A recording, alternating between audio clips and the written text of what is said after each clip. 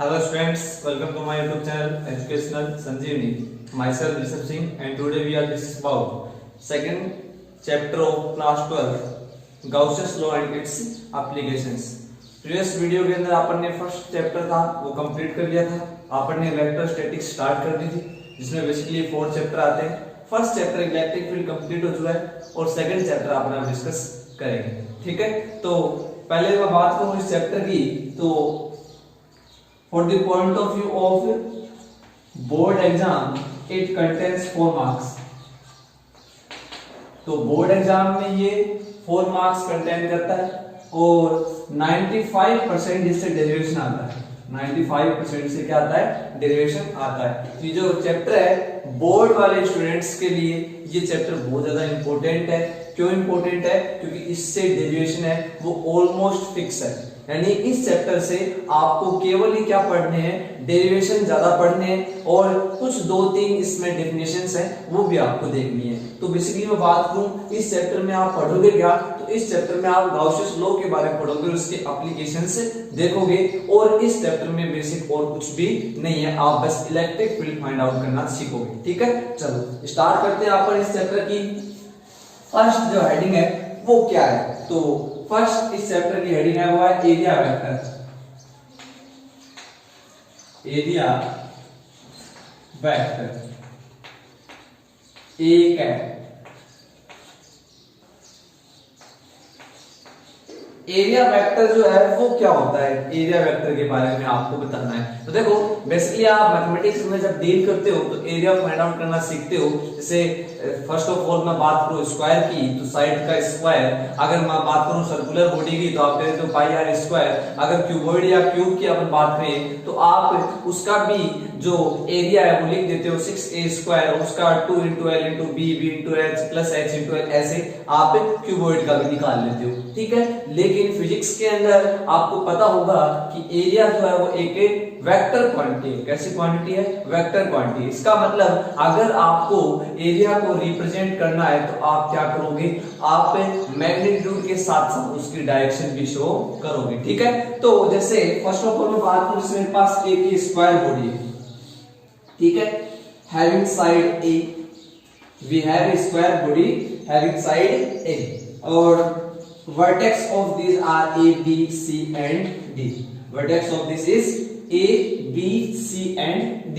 ठीक है, अब अगर एरिया फाइंड आउट करो तो area is equal to side square यानी a square.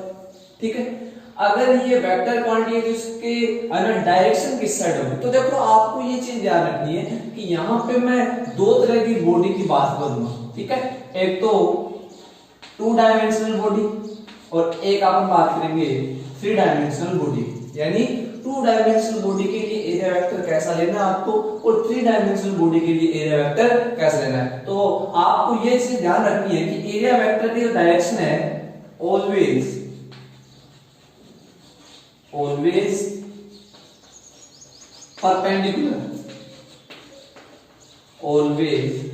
perpendicular to the surface both inward and outward direction।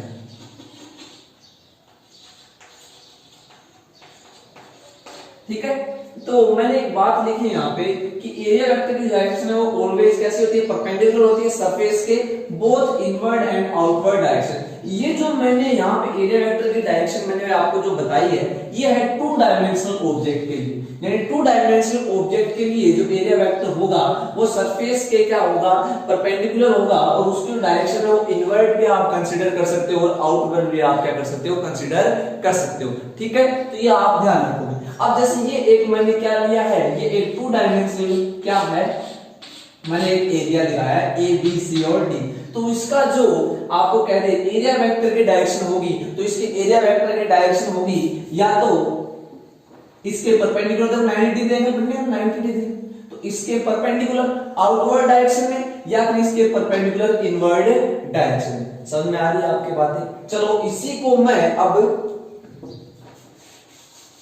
X Y plane में लेके थोड़ा सा आपको एक्सप्लेन करने की कोशिश करता हूं कि एक्स वाई प्लेन ले लेता हूं, तब देखना आपके ज्यादा ये समझ में आएगा। ठीक है, तो देखो ये वाई एक्सिस होगी, ये वाली एक्स एक्सिस हो गई, ये वाली जेड एक्सिस हो गई। ठीक है, और एक्स वाई प्लेन में एक मैंने सरफेस रख रखी है, एक एरिया रख रखा है, ये ओ ए बी सी, इसकी जो साइड है वो ए, क्या है ए।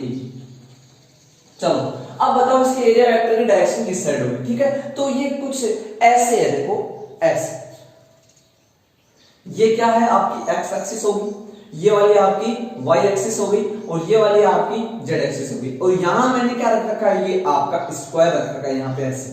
ठीक है, तो बताओ इसका एरिया वेक्टर किस साइड होगा।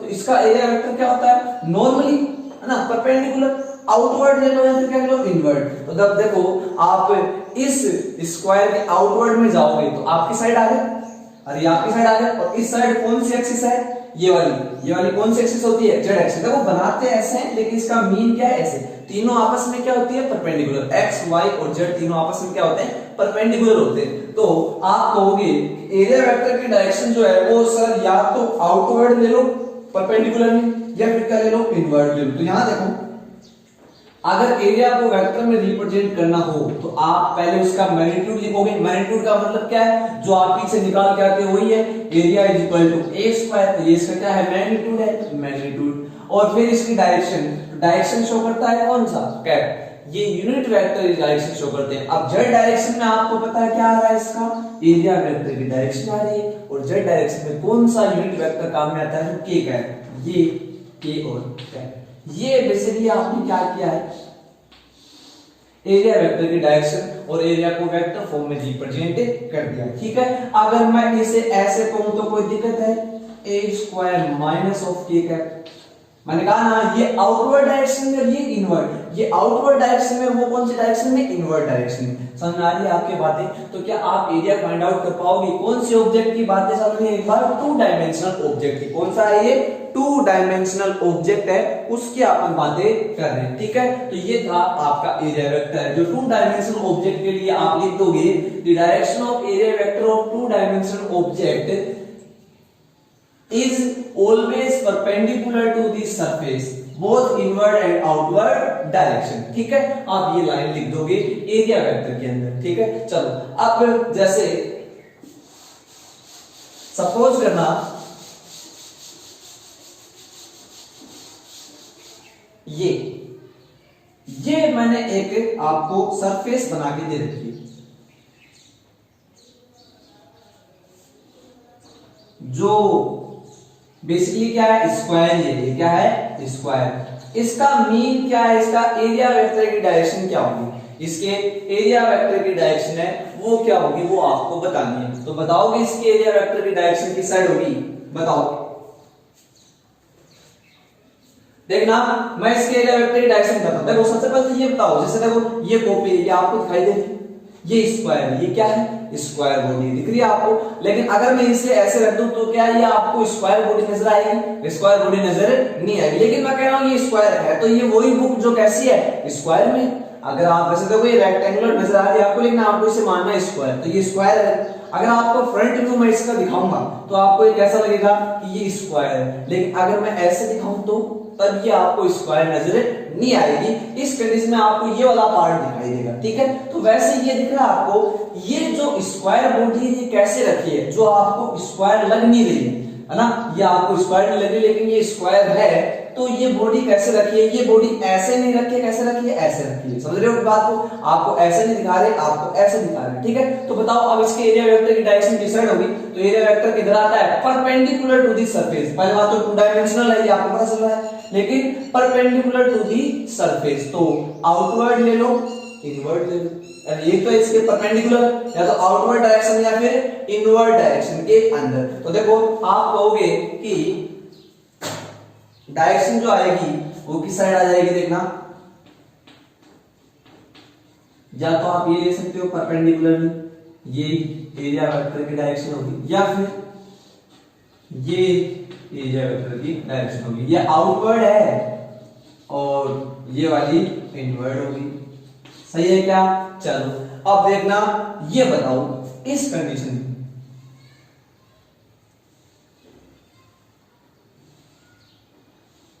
ये भी स्क्वायर है, ये क्या है? स्क्वायर। अब जो आपको बताना है कि इसके एरिया वेक्टर की डायरेक्शन किस साइड होगी। सबसे पहले ये बताओ कि ये जो बॉडी है वो कैसे रखी है। आपको इसका फ्रंट व्यू दिख रहा है या इसका साइड व्यू दिख रहा है? आपको इसका फ्रंट व्यू नहीं दिख रहा है, क्योंकि फ्रंट व्यू दिखता तो आपको स्क्वायर बॉडी पूरी दिखती। ठीक है, आपको कैसे दिखा रहा है? ऐसे, ऐसे तो ऐसे तक।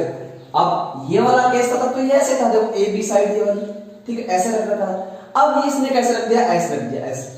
तो आपको भी ये वाली साइड दिख रही, तो बात समझ आ रही है कि आपकी अगर आपको ऐसे दिखाएगा तो ए बी सी और डी आपको चारों वर्टेक्स दिखेंगे, ठीक है। लेकिन अगर ऐसे दिखा दे तो फिर ये वाली दिखेगी। तो ये वाली बॉडी कैसे रख रखी है? ऐसे रख रखी है। इस केस में एरिया वेक्टर की डायरेक्शन कौन सी होगी बताओ? इस केस में एरिया वेक्टर की डायरेक्शन है वो ये वाली हो जाएगी। ये किसकी डायरेक्शन आ गई? Area vector. बोलो। और आप पर इनवर्ड भी क्या है कंसीडर कर लेंगे, तो ये इनवर्ड डायरेक्शन। और आप कोई सी एक है ना स्पेसिफिक डायरेक्शन ले लोगे, या तो आउटवर्ड या फिर इनवर्ड, दोनों ही आपकी सही होगी। ठीक है, तो ये इसकी क्या होगी? डायरेक्शन होगी। चलो अब ये बताओ, देखो ये जो बॉडी है दिखाई दे रही है सारों को, कैसी बॉडी है? सर्कुलर। कैसी है? सर्कुलर। आपको ऐसे इसका फ्रंट व्यू दिखाएगा, कैसा? फ्रंट। तो ये ऐसे रखिए, इसका मतलब बताओ इसके एरिया वेक्टर की डायरेक्शन तो परपेंडिकुलर ऐसे। अब मैं ऐसे तो कैसे बनाऊं? तो इसलिए मैं इसे ऐसे बना रहा हूं। देखो इसका मतलब ये नहीं है कि बोर्ड में ही है, इसका मतलब क्या है? ऐसे आउटवर्ड। और अंदर की साइड वाला को है नीचे की साइड बना देता हूं, ये क्या है? इनवर्ड। समझ आ रही है बातें? इसका एरिया वेक्टर ऐसे होगा, एक आउटवर्ड और एक अंदर की साइड, वो कौन सा हो जाएगा? इनवर्ड। ठीक है, ये चलो इसमें बताओ भी, ये सर्कुलर बॉडी है सेम ये वाली, तो इसमें एरिया वेक्टर की डायरेक्शन कैसे? पहले बताओ ये बॉडी रखी कैसे है? ये आपको फ्रंट व्यू दिख नहीं रहा क्योंकि आपको एकदम सर्कुलर नहीं लग रही। इसका मतलब ये कैसे है? यूं है, ऐसे दिखाई दे रही है, ऐसे। इस कंडीशन में एरिया वेक्टर की डायरेक्शन किस साइड होगी? इस कंडीशन में एरिया वेक्टर की डायरेक्शन परपेंडिकुलरली आउटवर्ड या फिर परपेंडिकुलरली इनवर्ड। समझ आ रही बातें? चलो इसमें और बताओ, ये जो है ये भी कौन सी है? स्क्वायर बॉडी की है। इस कंडीशन में क्या होगा? आपकी बार ऐसे रख रखा है, ऐसे। समझ आ रही है? कैसे? ऐसे, ऐसे नहीं, ऐसे। इस कंडीशन में क्या होगा? ये एरिया वेक्टर की डायरेक्शन हो जाएगी इनवर्ड, भी आप कंसीडर कर सकते हो। ठीक है, तो टू डायमेंशनल ऑब्जेक्ट मैंने आपको बना के दिखाए हैं कुछ, है ना। और टू डायमेंशनल ऑब्जेक्ट के लिए एरिया वेक्टर की डायरेक्शन है वो आप शो करनी सीख गए। ठीक है, चलो एक दो एग्जांपल और ले लेता हूं। जैसे देखो ये मैंने एक ट्रायंगुलर शेप बनाई, एरिया वेक्टर की डायरेक्शन तो आप कहोगे sir perpendicular to the surface, तो इस साइड आपकी साइड, ठीक है, या फिर इन साइड, ये होगी आपकी एरिया वेक्टर की डायरेक्शन। ठीक है, और अगर ये ऐसे रखा हो तो देखो इसका मतलब कैसे है? ये कैसे रखा है? ऐसे। इस कंडीशन में ऊपर की साइड अपवर्ड डायरेक्शन में क्या आ जाएगी? एरिया वेक्टर, या फिर नीचे की साइड। तो आपको क्या लेना है? ऑलवेज 90 डिग्री एंगल ही क्या करना है? कंसीडर करना है। ठीक है, तो परपेंडिकुलरली आउटवर्ड या फिर इनवर्ड, किसके लिए? टू डायमेंशनल ऑब्जेक्ट के लिए। इन टू डायमेंशनल ऑब्जेक्ट को अपन बोल सकते हैं ओपन सरफेस। ये कौन सी सरफेस होती है? ओपन सरफेस, क्लोज नहीं होती है, ये ओपन सरफेस है। ठीक है, कौन सी सरफेस है? Open surface. चलो तो ओपन सरफेस बोल दे या फिर टू डायमेंशनल ऑब्जेक्ट बोल दे, सिंपल। उसके लिए एरिया वेक्टर की डायरेक्शन तो आप बोल दोगे क्या? Always perpendicular to the surface both inward and outward direction. चलो तो एरिया वेक्टर निकाल दोगे किसका? किसका? एरिया वेक्टर का मीन किससे है? बेसिकली एरिया से। ये एक वेक्टर क्वांटिटी जो अपन फिजिक्स में कंसीडर करते हैं। तो ये थे आपके टू डायमेंशनल ऑब्जेक्ट। अब बात करेंगे अपन किसकी? थ्री डायमेंशनल ऑब्जेक्ट की। किसकी? थ्री डायमेंशनल ऑब्जेक्ट की। चलो तो अपन बात कर लेते हैं अब three dimensional object.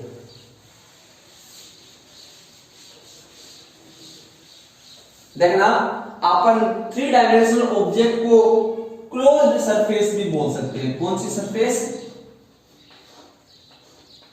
Closed surface. तो 3 डायमेंशनल या फिर क्लोज्ड सरफेस की अपन बातें कर लेते हैं। तो देखो सबसे पहले मैं एक क्लोज्ड सरफेस बना लेता हूं। देखो ये मैंने बेसिकली क्यूब ड्रॉ किया है। क्यूब या फिर क्यूबॉइड आप कुछ भी कंसीडर कर सकते हो। We have a cube also cuboid. देखो हैविंग साइड ए, ठीक है। आपको बताना है इसका एरिया वेक्टर किस साइड होगा। तो देखो ये है अपने पास क्या, ये अपने पास है क्यूब। क्या है? क्यूब। अब मैं बोलता हूं क्यूब में कितनी सरफेस होती है। देखो ये पहले बात तो आपको पता चलता है ये कौन सी बॉडी है, ये 3 डायमेंशनल बॉडी। कौन सी? 3 डायमेंशनल। क्यों? क्योंकि इसके अंदर की साइड भी क्या है, देखो स्पेस है। मेरी बात समझ आ रही है। और अपन ऐसे भी कह सकते हैं ये क्लोज्ड बॉडी है, चारों तरफ से क्या है, क्लोज है। देखो अपने पास अभी सर्कुलर रिंग थी, या फिर मैं ऐसे बेसिक बात करूं तो अपने पास एक स्क्वायर बॉडी थी, तो क्या वो क्लोज होती है? वो क्लोज नहीं होती, एक प्लेन शीट होती है। क्या होती है? प्लेन शीट होती है। लेकिन ये है एक क्यूब या फिर क्यूबॉइड बोल सकते हो आप इसे। तो ये कौन सी बॉडी है? 3 डायमेंशनल। 3 डायमेंशनल का मतलब एक्स में भी है, वाई में भी है और जेड डायरेक्शन के अंदर भी है। दूसरी बात मैं इसे कौन सी बॉडी कंसीडर कर सकता हूं? Closed body. तो ये कौन सी बॉडी हो गई? Closed body. अब मैं ऐसे कहूं इस क्यूब या फिर क्यूबॉइड में कितनी सरफेस है, तो आप कहोगे इसमें 6 सरफेस है, ऊपर नीचे वाली, राइट लेफ्ट, अरे ये तो है, और आउटसाइड और इनसाइड। देखो 6 सरफेस होगी। अरे कितनी हो गई? 6। अब मेरे को बताओ इसका जो एरिया वेक्टर है वो किस साइड लोगे। तो देखो सारी सरफेस का एरिया वेक्टर अलग अलग आएगा। इस सरफेस का अलग आएगा, इस सरफेस का अलग आएगा, इस सरफेस का अलग आएगा। तो देखो मैं आपको एक बात बता देता हूं सबसे पहले, है ना, क्या? For 3D surfaces the direction of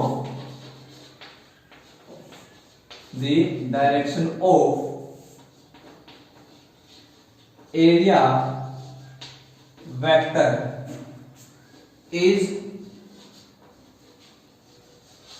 always perpendicular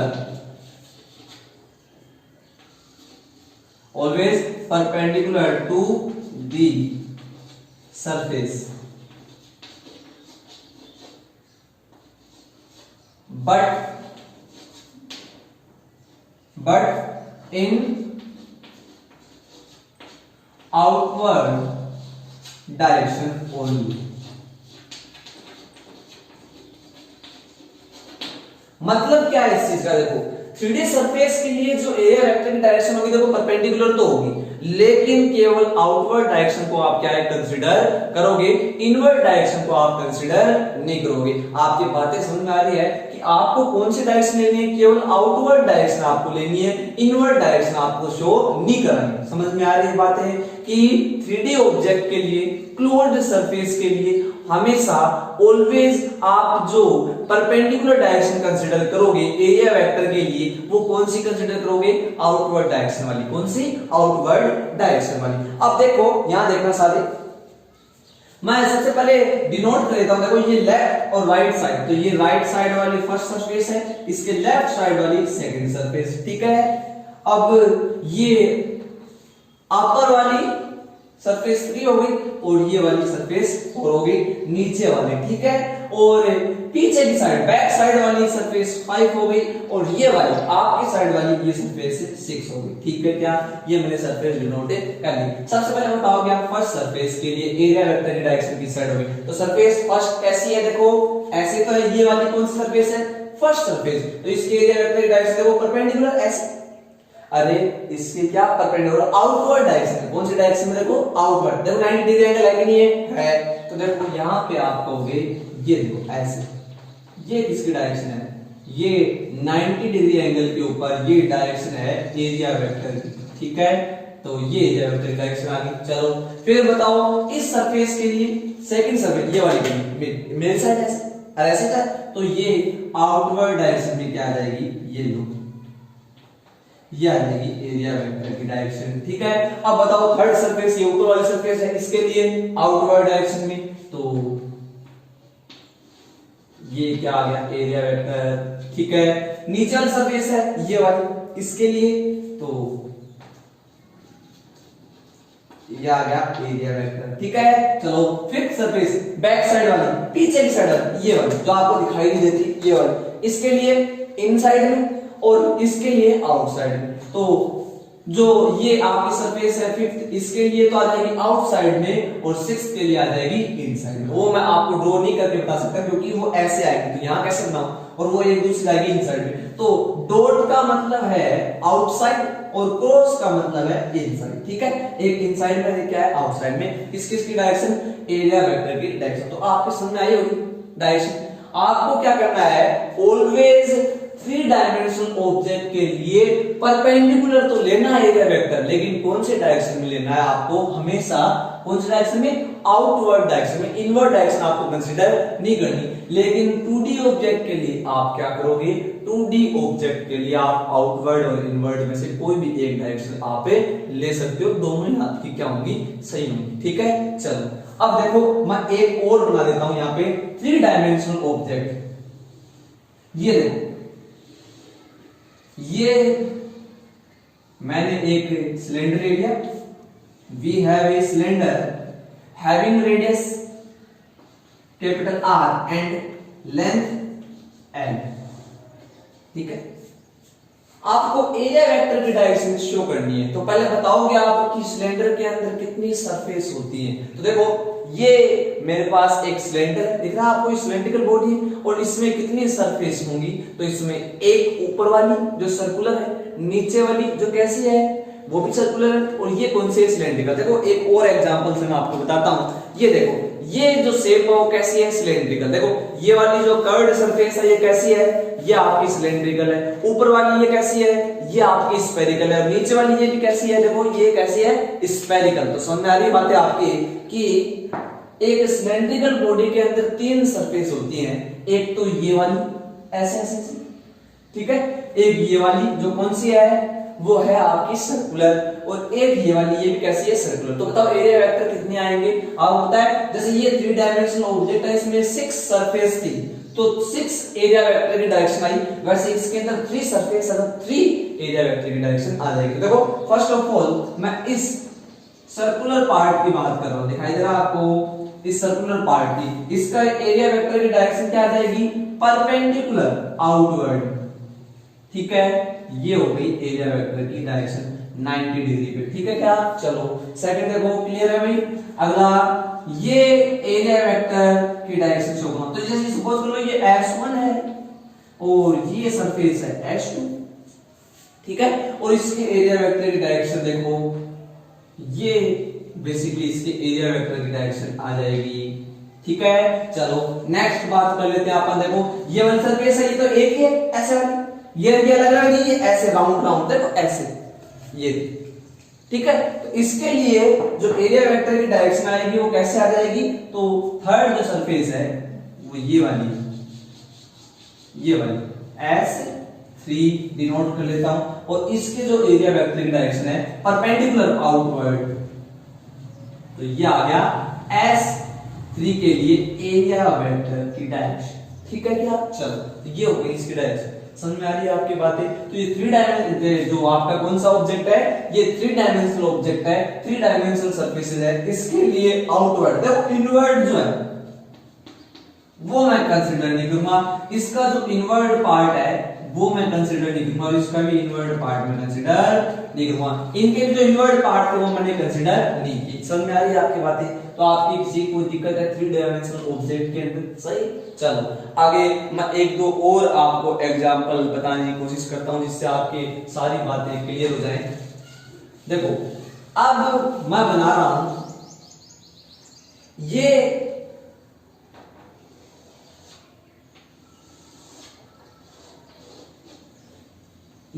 sphere है, ये क्या है, स्फीयर। नेक्स्ट सर्कल, देखो सर्कल में और स्फीयर में क्या फर्क है। सर्कल का मतलब है, देखो रिंग जो होती है वो क्या होती है, सर्कुलर। रिंग देखिए आपने, वो क्या होती है, सर्कुलर होती है। और जो बॉल है, बॉल देखिए गुलाब जामुन तो देखे होंगे, गुलाब जामुन जो है वो कैसे है, वो आप कह सकते हैं स्फेरिकल, ठीक है। तो जो 3 डायमेंशनल ऑब्जेक्ट है वो स्फेरिकल है, और जो 2 डायमेंशनल ऑब्जेक्ट है वो क्या है, बेसिकली वो रिंग है। वो क्या है, रिंग। तो अपन बात करते हैं जो सर्कुलर बॉडी थी वो 2 डायमेंशनल थी, और स्फीयर है वो कैसा है भी आपका 3 डायमेंशनल है। इसके एरिया वेक्टर की डायरेक्शन आपको बतानी हो तो देखो, सपोज करो मैं यहाँ पे शो कर रहा हूं, तो आप क्या करोगे, इसके परपेंडिकुलर क्या आ जाएगा, एरिया वेक्टर आ जाएगा, ठीक है। क्या यहां बतानी है तो इसके क्या आ जाएगा, परपेंडिकुलर। यहां बतानी है तो यहां क्या आ जाएगा, इसके परपेंडिकुलर। यहां बतानी है तो इसका ये क्या आएगा, परपेंडिकुलर एरिया वेक्टर की डायरेक्शन। समझ पा रहे हो? तो एरिया वेक्टर की डायरेक्शन आउटवर्ड लेनी है 3D ऑब्जेक्ट के लिए। कौन से ऑब्जेक्ट के लिए, 3D ऑब्जेक्ट के लिए आप हमेशा ही क्या लोगे, एरिया वेक्टर की डायरेक्शन परपेंडिकुलर आउटवर्ड डायरेक्शन में कंसीडर करोगे। तो मैं आपको एरिया वेक्टर के बारे में और वो सारी कंडीशन बता चुका हूं, एरिया वेक्टर आपकी समझ में आ गया होगा, ठीक है, क्लियर है। चलो अब अपन चलते हैं नेक्स्ट हेडिंग के ऊपर। चलो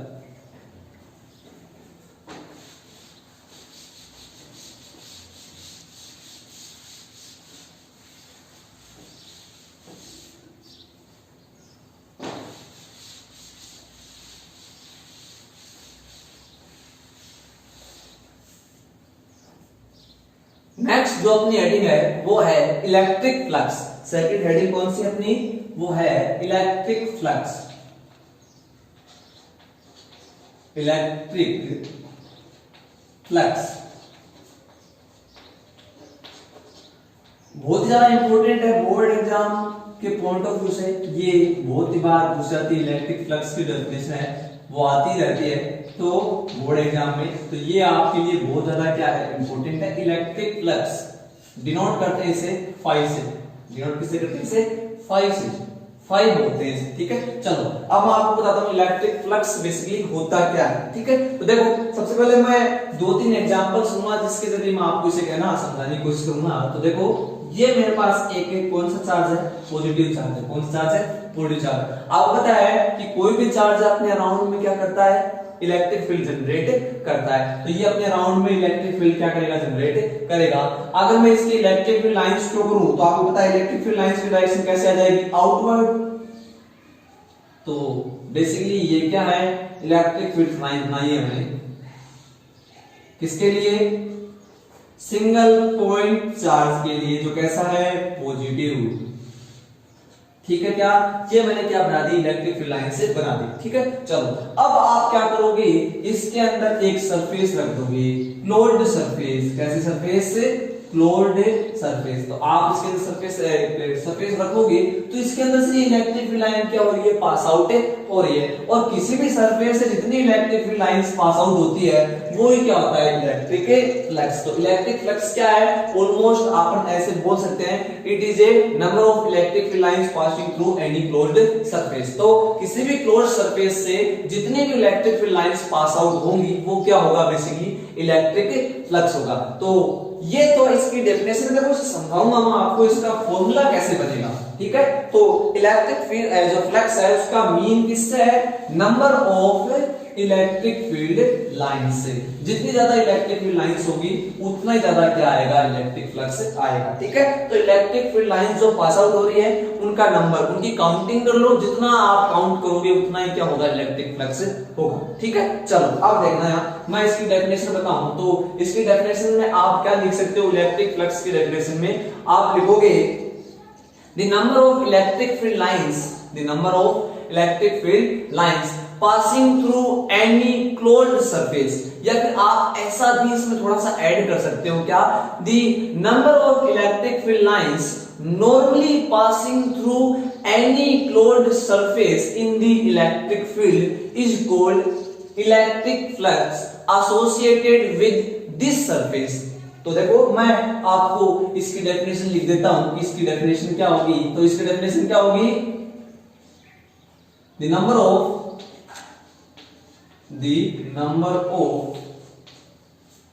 electric the number of electric field lines, the number of electric field lines passing passing normally या फिर perpendicular, normally through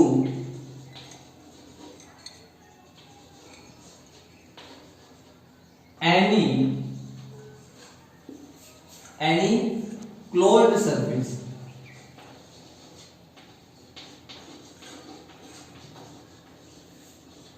in the electric field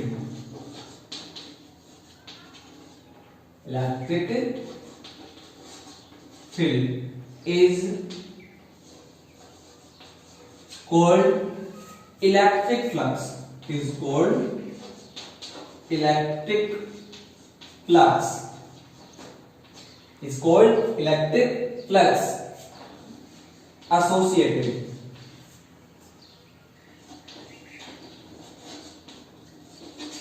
with या linked with that surface.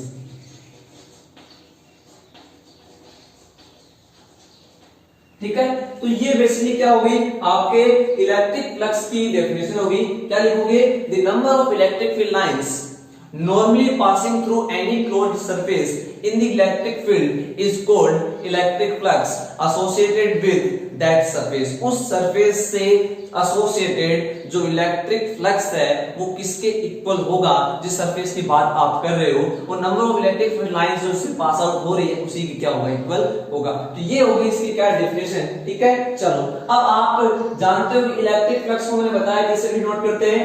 Phi से। तो it is denoted by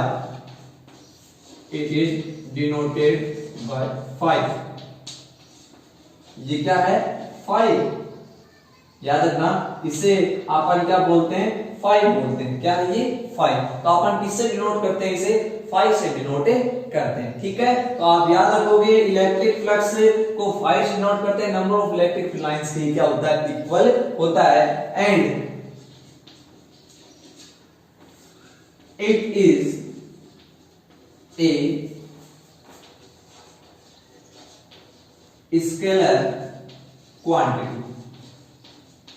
it is a scalar quantity। ये बड़ी important चीज है ना कि ये जो इलेक्ट्रिक फ्लक्स है वो कौन सी क्वांटिटी है? ये एक स्केलर क्वांटिटी है और इसका मीन किससे है?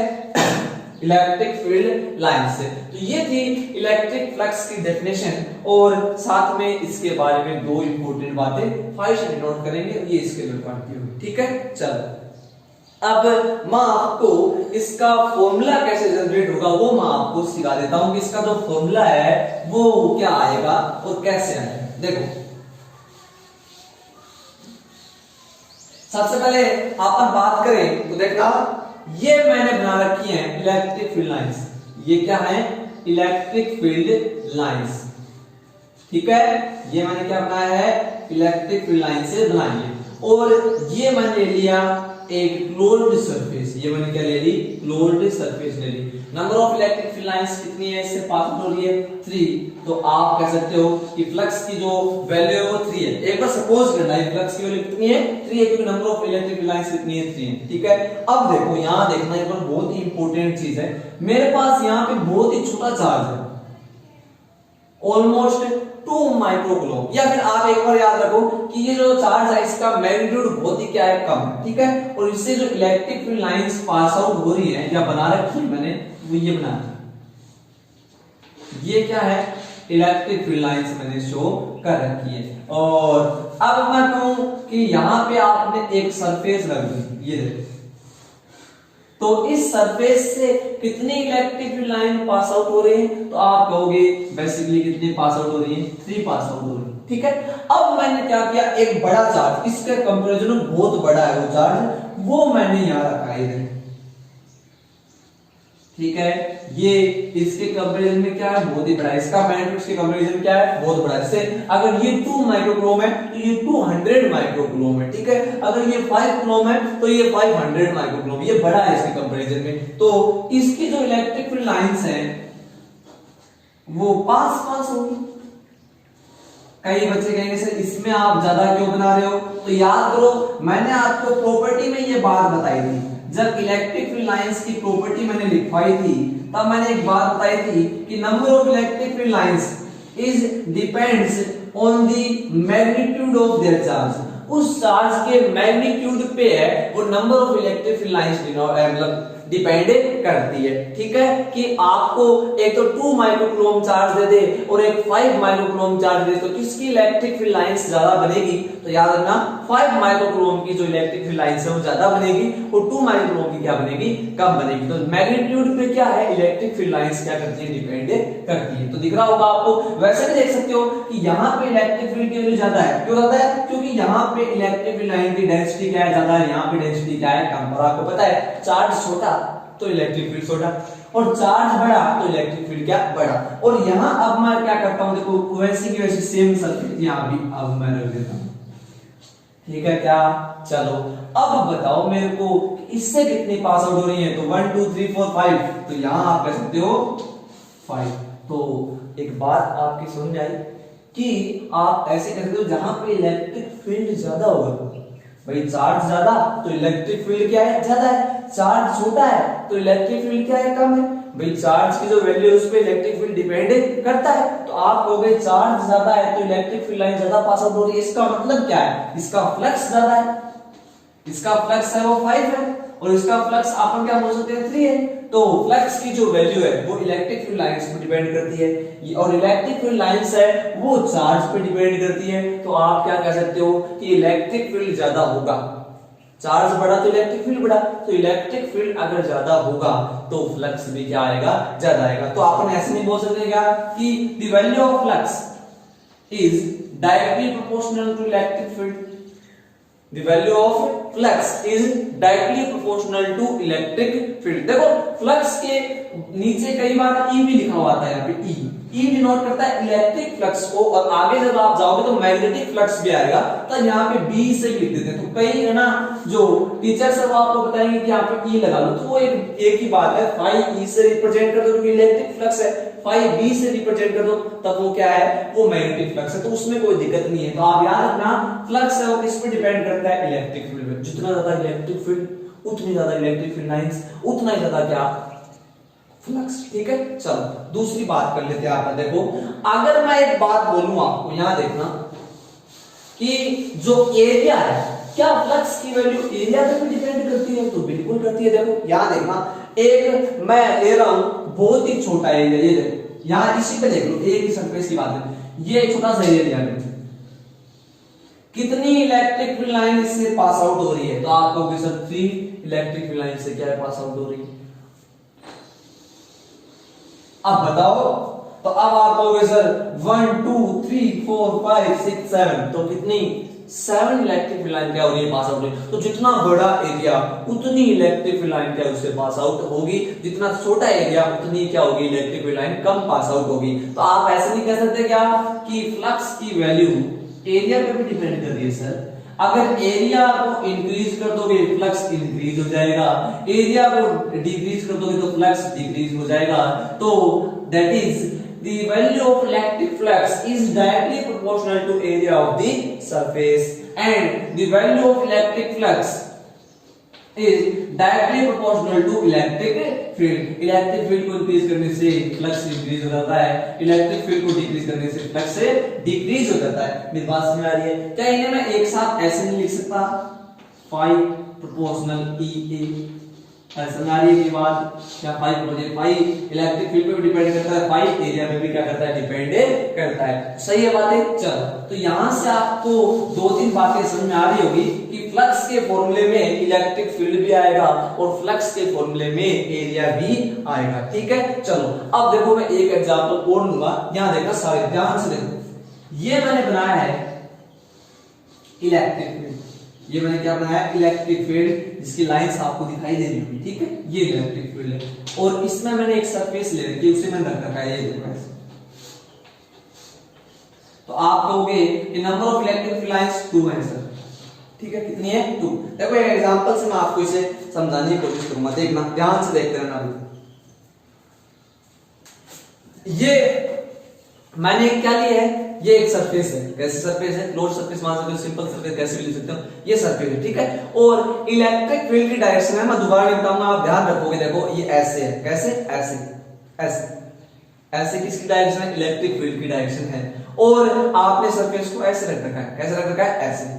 और इलेक्ट्रिक फील्ड लाइंस जो है वो ये बना रखी है, देखो मैंने दिखाई दे रही होगी आपको, ये कौन सी है, इलेक्ट्रिक फील्ड लाइंस है, ठीक है। अब देखना सारे, जब मैंने सरफेस को ऐसे रख दिया तो कितनी number of electric field lines है इस सरफेस से पास आउट हो रही है, तो 1 2 3 और 4 number of electric field lines कितनी है, आप कहोगे सर 4 है, ठीक है। अब देखो मैं ऐसे कहूं कि इलेक्ट्रिक फील्ड में और इसके एरिया में जो एंगल है वो कितना है, तो आप कहोगे सर इसका एरिया वेक्टर तो ये है, एरिया की डायरेक्शन ये वाली है, ऐसे ही तो इसका एरिया, और इसी साइड इलेक्ट्रिक फील्ड है, तो आप कहोगे एंगल की वैल्यू कितनी है, 0 है, ठीक है। एंगल की वैल्यू कितनी है भाई, 0।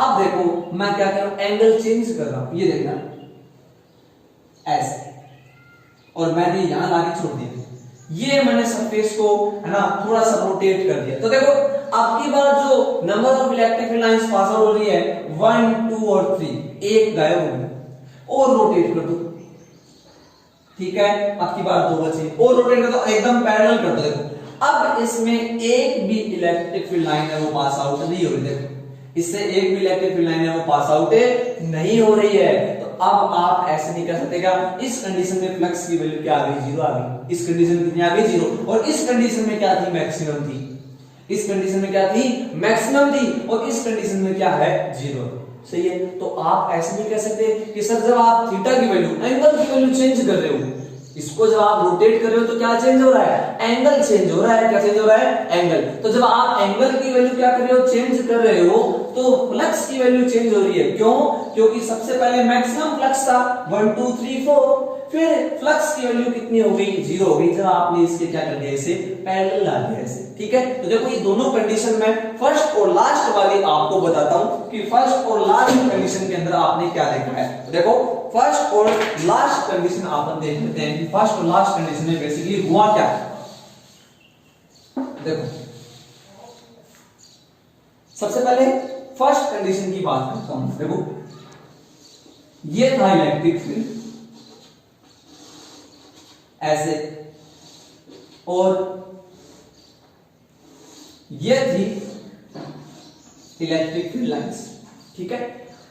और लास्ट कंडीशन,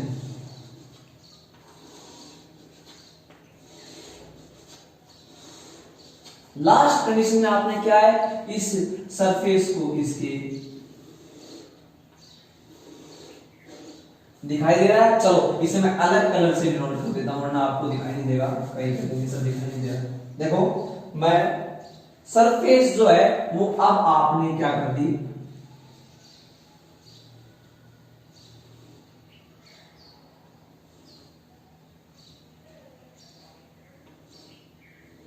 ये तो सरफेस जो है वो बेसिकली कैसे हो चुकी है, ऐसे ऐसे, ठीक है। देखो इस कंडीशन में और इस कंडीशन में इन दोनों में क्या फर्क है, पहले सरफेस ऐसे थी, फिर ऐसे ऐसे ऐसे ऐसे होती, ठीक है, ऐसे। तो इस कंडीशन में number of electric field lines 4 है, तो आप कहोगे फ्लक्स की वैल्यू मैक्सिमम है, 5 है, वो क्या है, मैक्सिमम। एंड इस केस में 5 की वैल्यू मिनिमम, और मिनिमम कितनी हो गई, 0 हो गई, कितनी हो गई, 0। तो इसमें और इसमें क्या फर्क है, तो इस कंडीशन में जो एंगल है किस किस के बीच में, देखो मैं बात कर रहा हूं बेसिकली एरिया के बीच में और इलेक्ट्रिक फील्ड के बीच में, किस किस के बीच में, एरिया और इलेक्ट्रिक फील्ड में एंगल कितना है। तो देखो सर सबसे पहले इसका एरिया वेक्टर डालेंगे, तो आउटवर्ड डायरेक्शन में ये इसका एरिया वेक्टर हो गया, ये इलेक्ट्रिक फील्ड हो गया, तो इलेक्ट्रिक फील्ड और एरिया वेक्टर दोनों एक ही डायरेक्शन में है और सेम डायरेक्शन में, इसका मतलब थीटा की वैल्यू कितनी है, 0। तो जब थीटा 0 है तो मैक्सिमम, ठीक है, और जब थीटा की वैल्यू कितनी आएगी, देखो इसका एरिया वेक्टर ये आएगा ऐसे 90, अरे ऐसे हो गई सरफेस तो एरिया वेक्टर ऊपर।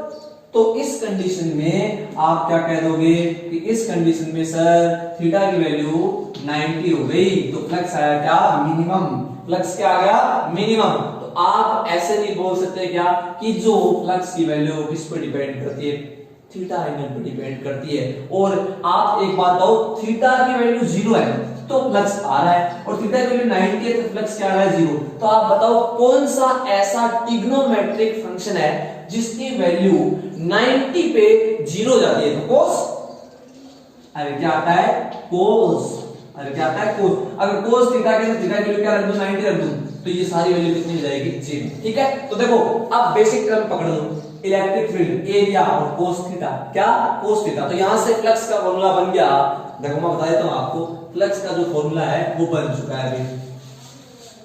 फ्लक्स का जो फॉर्मूला है वो आप बताओगे अब क्या, phi is equal to, phi is equal, चाहो तो नीचे ई लगा सकते हो आपकी मर्जी, phi is equal to E A cos theta.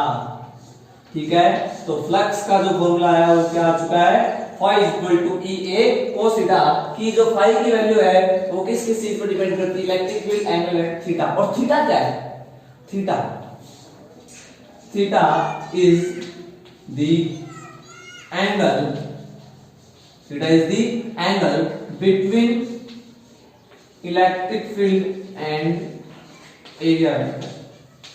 ठीक है, एरिया वेक्टर इलेक्ट्रिक फील्ड के बीच, देखो ये बड़ी इंपॉर्टेंट, मैं कह रहा हूं ये बहुत ज्यादा इंपॉर्टेंट लाइन है, इसे आप हाईली इंपॉर्टेंट मानोगे। क्या कि एरिया वेक्टर और इलेक्ट्रिक फील्ड के बीच में एंगल, देखो दोबारा मेरे को बताना नहीं पड़े, आप इस लाइन को बहुत ज्यादा गौर से देखोगे, ई और ए के बीच में एंगल, इसे आप 2-3 बार पढ़ोगे, ई और ए के बीच में एंगल, ये जो एंगल है वो ई के और ए के बीच, बाकी किसी के बीच में नहीं, किस किस के बीच में, ई के और ए के बीच में एंगल। देखो एक एग्जांपल करवाऊंगा थोड़ी बाद में, तो आप देख लेना। ठीक है, तो फाई की वैल्यू क्या आ गई, E A cos theta, in vector form क्या रिप्रेजेंट कर सकता हूं, E vector into A vector, सही है क्या।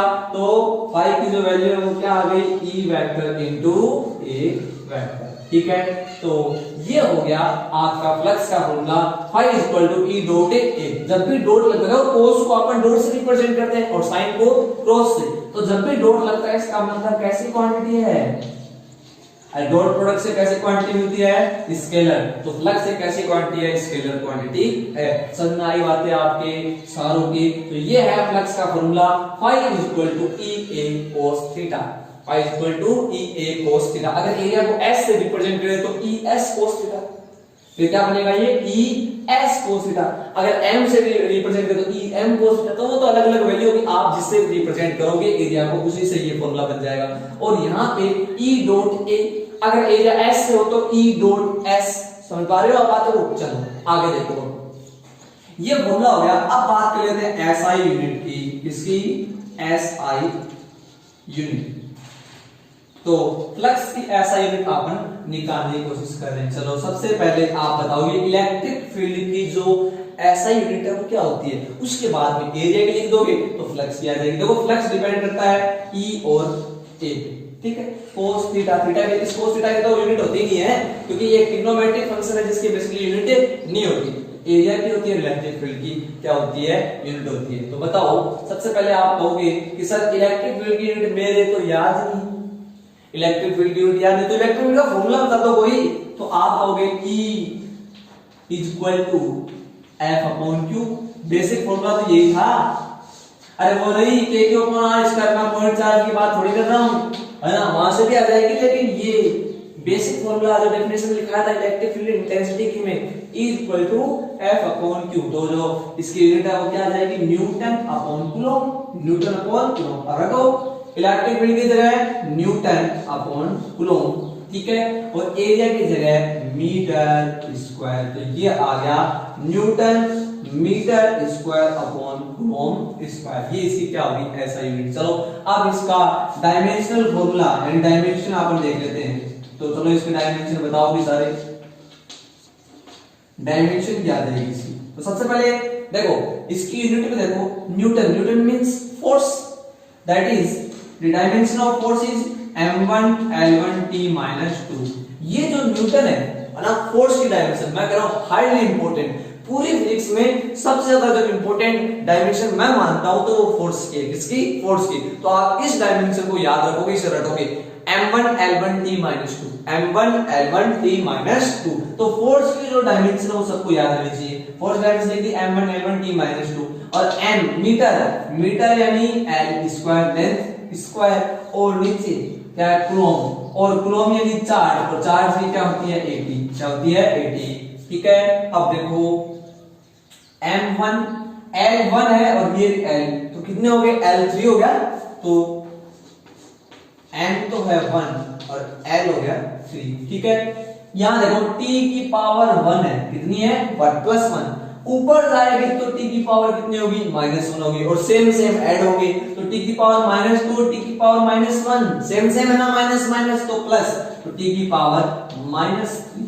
ठीक है, और लास्ट में a की पावर -1 नीचे +1 ऊपर जाके -1। ये होगी डायमेंशन इसकी फ्लक्स की जो इंपॉर्टेंट है। ठीक है, तो डायमेंशन फॉर्मूला क्या आ गया m1 l3 t -3 a -1। समझ में आया आपकी इलेक्ट्रिक फ्लक्स? तो ये था आपका बेसिक इलेक्ट्रिक फ्लक्स। अब अपन आगे चलते हैं, इसमें कुछ केस है वो अपन केस पढ़ लेते हैं। ठीक है, फिर कुछ न्यूमेरिकल्स अपन करेंगे। ठीक है, चलो तो आप यहां तक इसे आप यहां तक लिख लो सारे।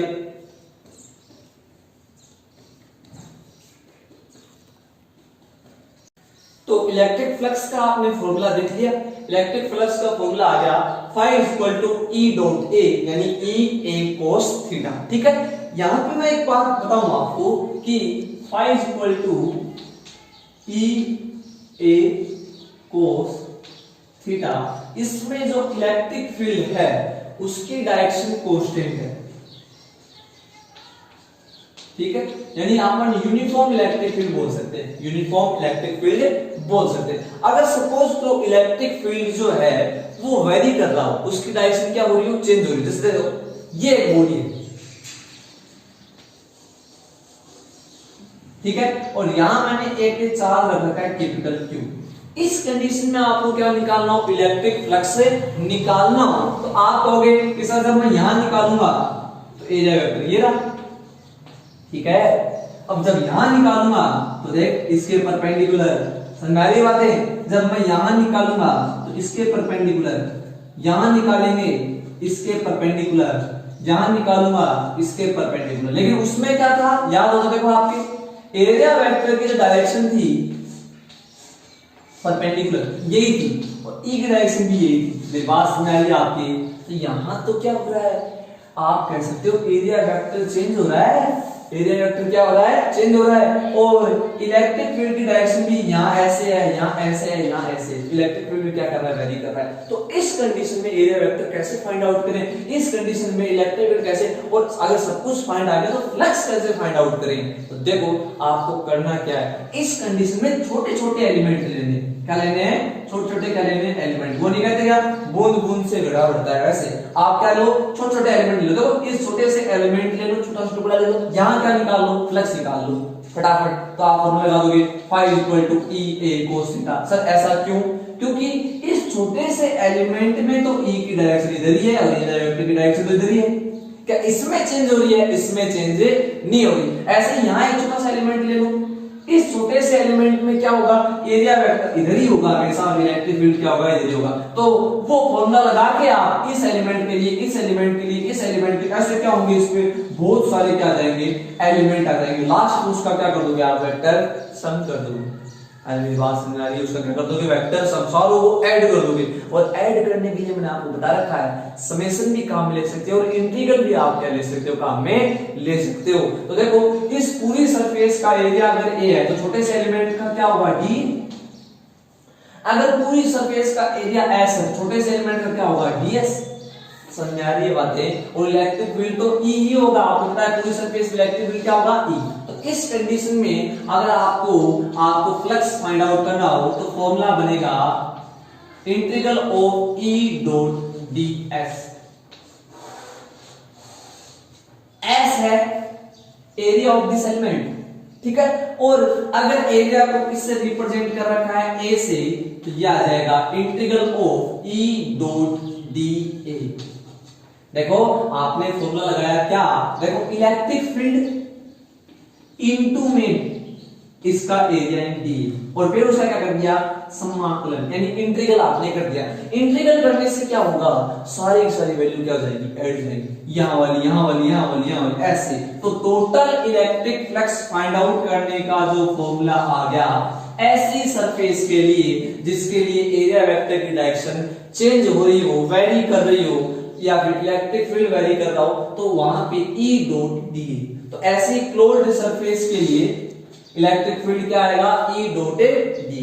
ठीक है, समझाई बात आपकी। तो ये था इलेक्ट्रिक फील्ड फ्लक्स का फॉर्मूला। ठीक है, बात फ्लक्स निकालना हो ऐसी सरफेस के लिए तो ये वाला, जब इलेक्ट्रिक फील्ड और ए क्या हो, वेरी कर रहा हो। ठीक है, देखो मैं एग्जांपल से आपको इसे समझाने की कोशिश करूंगा, ताकि आप ये समझ आएगी बात। ठीक है, चलो तो ये फॉर्मूले हो गए बेसिकली। आपको एक तो ये वाला फॉर्मूला याद रखना है और एक ये वाला फॉर्मूला आपको याद रखना है। इलेक्ट्रिक फ्लक्स फाइंड आउट करने के दो फॉर्मूले, E A cos थीटा और integral of E dot A। अब देखो इंटीग्रल पे जो साइन लगा रखा है, सर्कल बना रखा, ये सर्कल डिनोट करता है क्लोज्ड सरफेस को। याद रखना ये कोई डिजाइन नहीं है। कई बच्चे सोचते हैं सर इंटीग्रल लिख के डिजाइन लिख के सबको आदत हो गई ऐसे, तो ये आदत नहीं है मेरे को।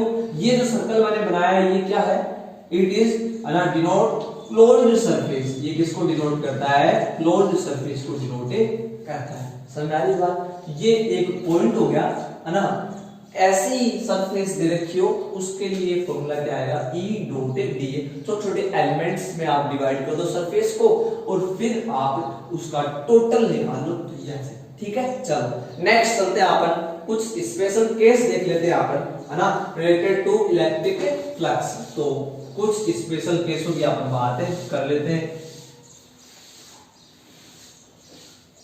देखो केस फर्स्ट,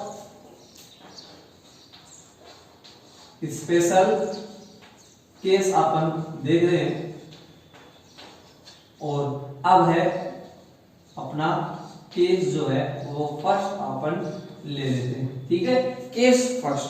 केस फर्स्ट में मैं क्या कह रहा हूं कि E और एरिया वेक्टर की डायरेक्शन क्या हो, पैरेलल हो, अलोंग में हो। मतलब क्या है इसका, देखो ऐसे,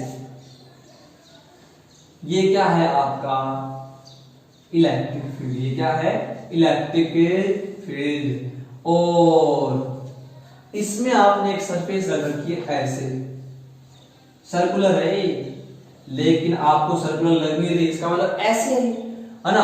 और इसका एरिया वेक्टर किधर आ गया, ये इसका आ गया एरिया वेक्टर। इसी साइड क्या है आपका इलेक्ट्रिक फील्ड भी है, इसका मतलब एंगल कितना है, theta equal to 0।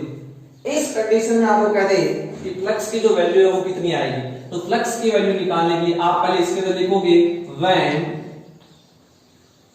when electric field and area vector are in same direction,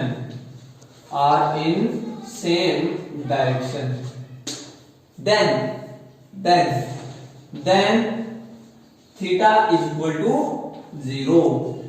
So the value of electric flux phi is equal to E A cos of 0, और cos 0 की value क्या होती है, अरे क्या होती है 1। तो इलेक्ट्रिक फ्लक्स कितना आ गया, phi आ गया maximum. It is a maximum flux, it is a maximum flux, it is a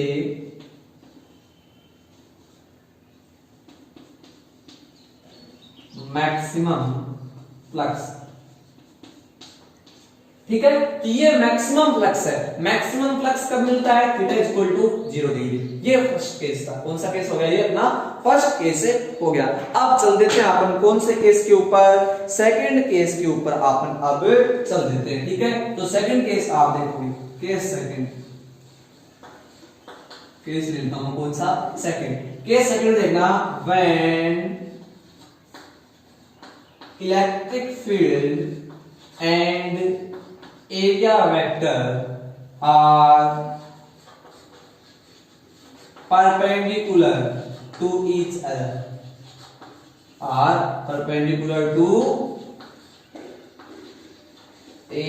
other, then theta is equal to 90, तब थीटा की वैल्यू कितनी होगी 90। देखना ऐसे, ये किसकी डायरेक्शन है, ये है डायरेक्शन इलेक्ट्रिक फील्ड की, किसकी, इलेक्ट्रिक फील्ड की, और इसमें आपने ये रख रखी है सरफेस, ये क्या आपने सरफेस रख रखी है, और रेडियस आर। देखो इस कंडीशन में एरिया वेक्टर, तब आपने ऐसे सरफेस रख दिया, एरिया वेक्टर किस साइड आएगा, ऊपर की साइड, है ना, तो अपर डायरेक्शन में, तो ये किसकी डायरेक्शन आ गई, एरिया वेक्टर की। देखो एरिया वेक्टर और इसके इलेक्ट्रिक फील्ड के बीच एंगल कितना है 90, तो इस कंडीशन में फ्लक्स कितना आएगा, then the value of flux is phi is equal to EA cos of 90, और cos 90 की वैल्यू 0, तो फ्लक्स कितना आ गया 0। cos 90 की वैल्यू कितनी होती है 0, इसलिए फ्लक्स कितना आ गया 0। बोलो दोनों केस में आ गया आपके, ठीक है। अब थर्ड केस आप देख लोगे, थर्ड केस अपना क्या है, when electric field and area vector are in opposite direction। Third है वो क्या है, अपोजिट डायरेक्शन लेंगे, ठीक है। थर्ड केस में आप देखोगे, थर्ड केस कह रहा है इलेक्ट्रिक फील्ड और एरिया वेक्टर क्या है, अपोजिट डायरेक्शन के अंदर है। तो देखो आपकी बार जो एरिया वेक्टर आप कंसीडर कर रहे हो वो कौन सी डायरेक्शन में कर रहे हो, तो देखो ये थी इलेक्ट्रिक फील्ड की डायरेक्शन ऐसे, ठीक है, और एरिया वेक्टर जो आपने कंसीडर किया है, इसका एरिया वेक्टर इस डायरेक्शन में कंसीडर कर लिया ये, तो इलेक्ट्रिक फील्ड उस साइड, एरिया वेक्टर इस साइड ऐसे, ये इलेक्ट्रिक फील्ड है और ये एरिया वेक्टर है। इस कंडीशन में थीटा की वैल्यू 180, थीटा की वैल्यू क्या आ गई 180 आ गई। तो बताओ, अब बताओ एंगल कितना हो गया 180, तो इलेक्ट्रिक फ्लक्स कितना आएगा। इस कंडीशन में इलेक्ट्रिक फ्लक्स की जो वैल्यू है वो मिनिमम आती है, क्या आती है मिनिमम। मिनिमम क्यों आती है वो देखोगे आपकी मिनिमम क्यों आई, तो देखो when electric field and area vector are in opposite direction then theta is equal to 180, so the value of electric flux phi is equal to EA cos 180, when if the value of cos 180, EA cos 180 की value -1, we know that cos 180 is equal to -1, then calculate this value, phi is equal to minus of EA minimum, it is minimum flux, ये क्या है minimum flux. Minimum flux की value -EA और maximum flux की value EA, ठीक है क्या, ठीक है, ये याद आ जाएगा। तो अगर मैं ऐसे रख दूंगा तो फिर फील्ड लाइन पास ही नहीं होगी, अगर ऐसे रख दूंगा तो सारी की सारी निकल जाएंगी, मेरी बात समझ में आ रही है। इस कंडीशन में जब आप ऐसे रखते हो तो मैक्सिमम फ्लक्स आता है, और ऐसे रखते हो तो कितना आ जाता है 0, क्योंकि फील्ड लाइंस फिर पैरेलल निकल जाती है, पास आउट नहीं होती, ठीक है। तो ये था अपना आज का टॉपिक इलेक्ट्रिक फ्लक्स, क्या था इलेक्ट्रिक फ्लक्स। कल अपन इस पे डिफरेंट जो न्यूमेरिकल्स हैं वो अपन कर लेंगे, ठीक है। Thank you.